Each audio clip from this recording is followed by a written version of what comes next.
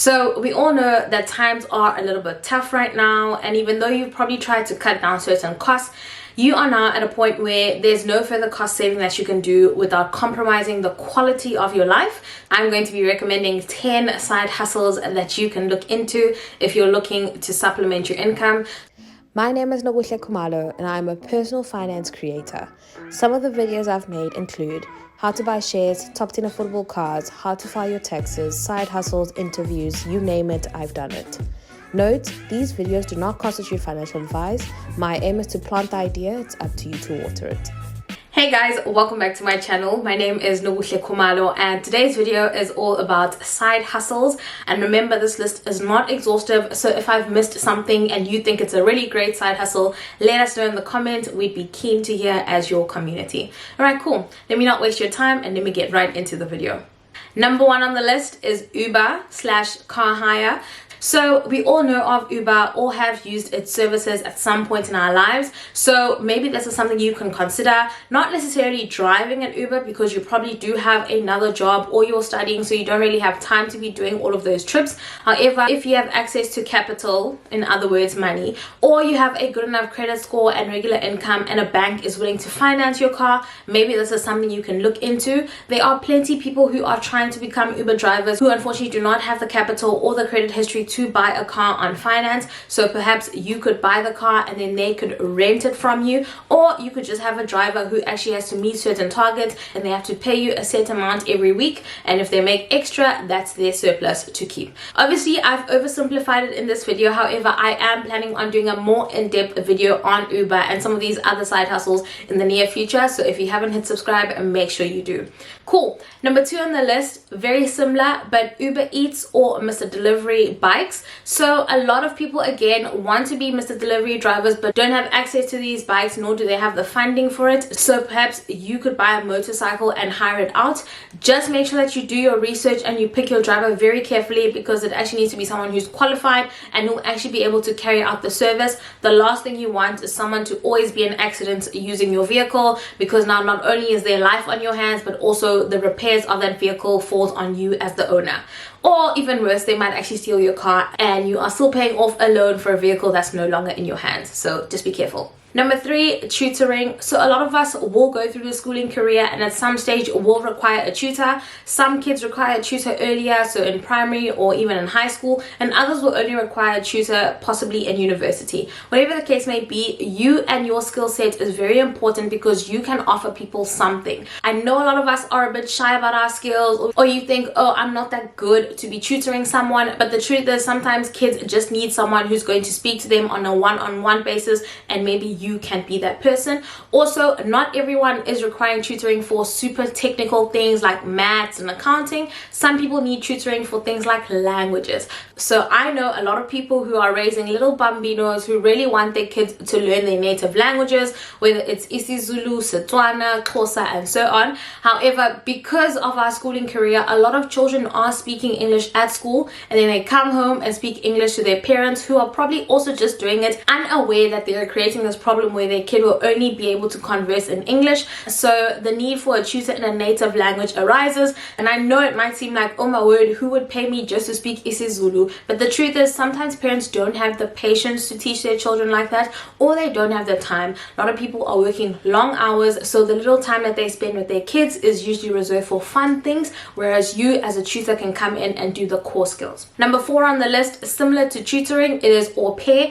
Like I mentioned, a lot of parents are busy these days, so school pickups might not be something they can do. So if you are someone who potentially has classes in the morning, or you only work in the morning shifts and you're free in the afternoons, becoming an au pair for kids might work. This might include you picking them up from school or from the extramurals like swimming and sports, as well as helping them with their homework, also making sure that the kid is not falling behind academically.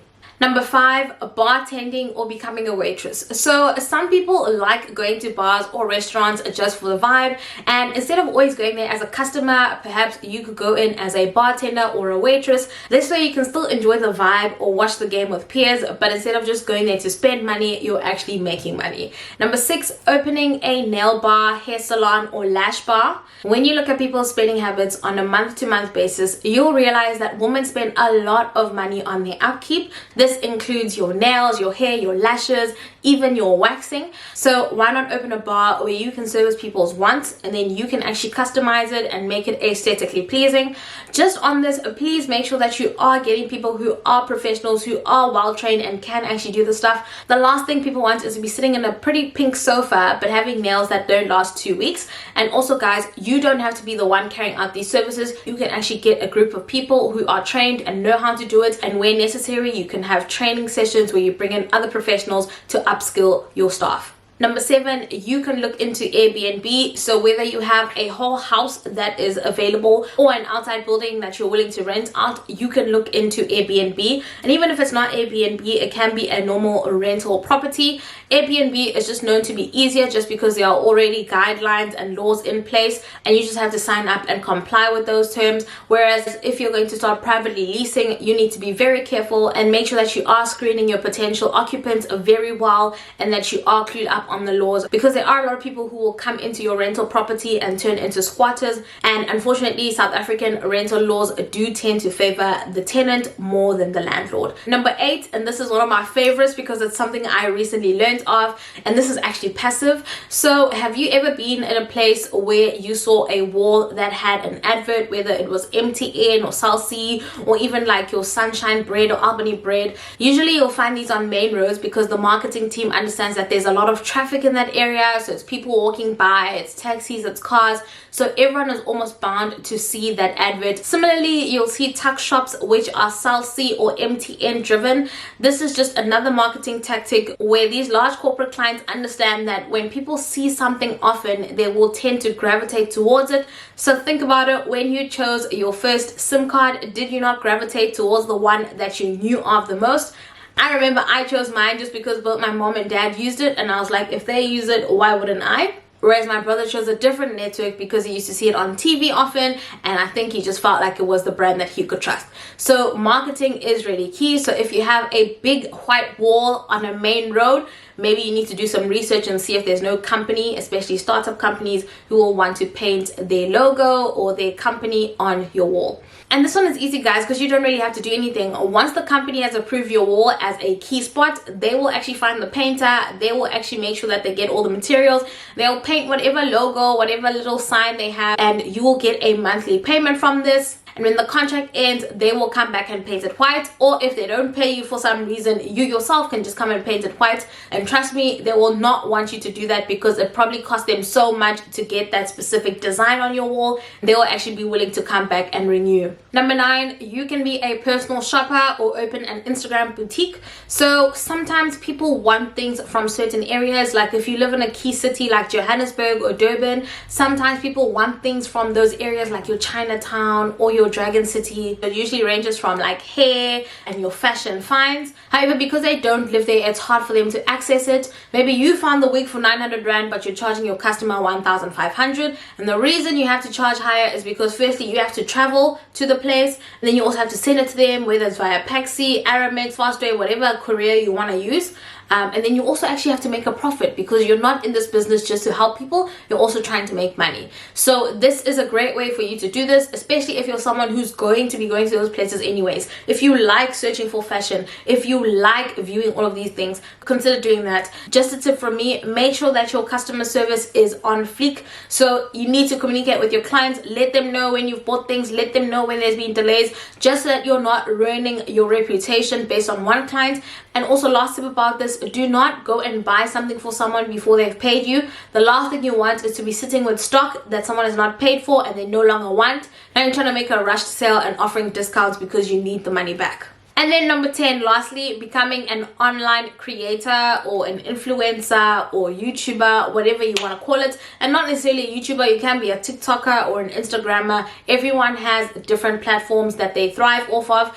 With this, guys, I just want to say from my personal experience, do not go in it just for money. It usually does take time. Like if you're gonna go in and say, oh, I'm just here to make money, it won't be that simple. This is something you must do because you're passionate about it, and then the money will follow afterwards, because brands will be like, oh, this person's really good at conveying this message, we want to use them. It mustn't be a matter of you're always selling something. Every time you get online, you're trying to sell people something. Remember, people come online to be entertained or to be educated, and if you're not doing one of those, they will not be following you. All right, cool. Thank you so much for tuning in, guys. I really hope you've enjoyed that. If I've missed any side hustle that you think is really important, that you think our community needs to hear about, please do feel free to let me know in the comments. I would be keen to hear about it, especially because I do have a series coming up in future weeks where I will be taking a deep dive on some of these side hustles, where I'll actually be looking at some of the startup costs, the legal requirements, what to expect, past experience, and all of that, to help people who are actually going to try and implement some of these. I know top of my list is Uber. Like, I really want to know what are the requirements. Like, give me step-by-step breakdown if you want to go into Uber. I might also look at like opening a nail bar. What are the requirements? I know there's also sometimes rumors of like, you know, like turfs and potential drug and money laundering. Like, how do I avoid that? Is a salon really profitable or not? So I will be looking into that in depth. So if there is something that you'd like me to research on your behalf, let me know down in the comments and I will do my best to do so.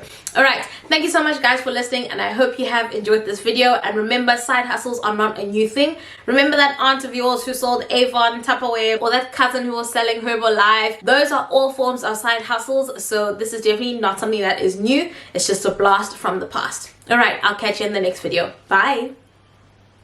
Oh, and before I forget, if you actually do want to hear about this in coming weeks, make sure you've hit the subscribe button, because I might not come back on your homepage and you might miss out on this. So make sure you've hit the subscribe button, and I'll see you guys next time. Bye.